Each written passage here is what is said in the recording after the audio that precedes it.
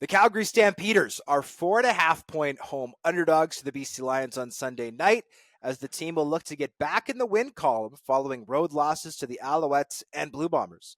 Vernon Adams Jr. is playing at an MOP clip for the Lions, as he's on pace for 6,600 yards this season, while Jake Maier has been up and down all year for the Stamps, throwing for 300 yards, but also 2 costly interceptions in Winnipeg last week.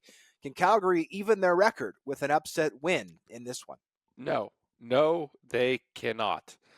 I mean, this is just simply a bad matchup for the Calgary Stampeders because we've seen them struggle on the back end on defense, right? Their secondary hasn't been particularly good this year. We've seen a real decline, I think, from Trey Roberson at one corner spot. Tyler Richardson has struggled a little bit at the other. There have been some hiccups at the halfback spots as well. And now they're going to go up against the most explosive offense, bar none, in the CFL, with Alexander Hollins taking the top off and Justin McInnis coming across the middle, converting first down after first down after first down.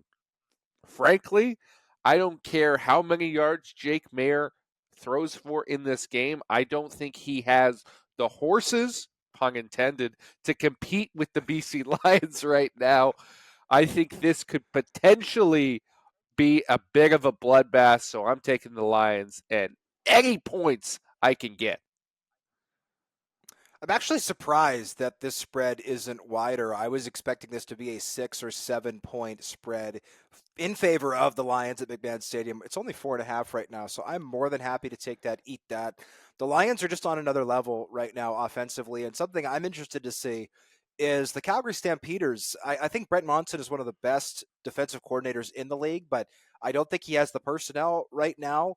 Defensively, they're actually the 9th ranked rush defense. So if William Stanback can get going for the BC Lions on the ground here, this one's over, I think, because nobody's going to stop the Lions through the air. If the Lions can also get it done on the ground, that offense is going to put up a bundle of points. They're going to control the clock and make it really tough for not just the Stamps, but anybody to beat them right now.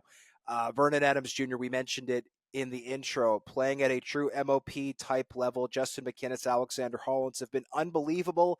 It's also possible, we don't have the depth charts as of the recording of this, but they could also get TJ Lee back in that secondary. That's going to help definitely on the defensive side of the ball. And as for the Stamps, I mean, Jake Maier, he's pushed the ball downfield at times this year. There have also been times where he's tried it and it's looked bad. You look at last week with the pick 6 to Dietrich Nichols, but he's also not going to be able to beat the Lions by just checking this ball down 100 times like he did a couple weeks ago against the Alouettes. So this is a tough matchup for the Stampeders. I'm more than happy to take the Lions. And my other question, JC, is, are we going to see a fight in the parking lot, right? We've seen that recently when the BC Lions go to McMahon, that there's a high school rival-esque showdown in the parking lot after the game. I want to see it. Are we getting one this year? If so, I hope we get it on film, just like we got the last one. Well, I think Lucky Whitehead is now in Winnipeg and no longer in BC. That was more beef between him and Cameron Judge that sparked that particular incident. So now that he's out of town, I'm not sure that they will be out like a couple of greaser gangs from the 1950s with switchblades and slick back hair. Well, last week in Winnipeg, the Stamps were in town, but it also rained right after the game, so maybe that's why we didn't see any shenanigans post-game in the parking lot, at least that I'm aware of. It's possible something happened I didn't see.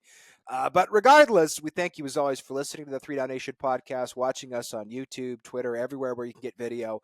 And we wish you the very best in Week 7 in the CFL. 2 Friday games, 1 Saturday, 1 Sunday. Looks like a good week of action.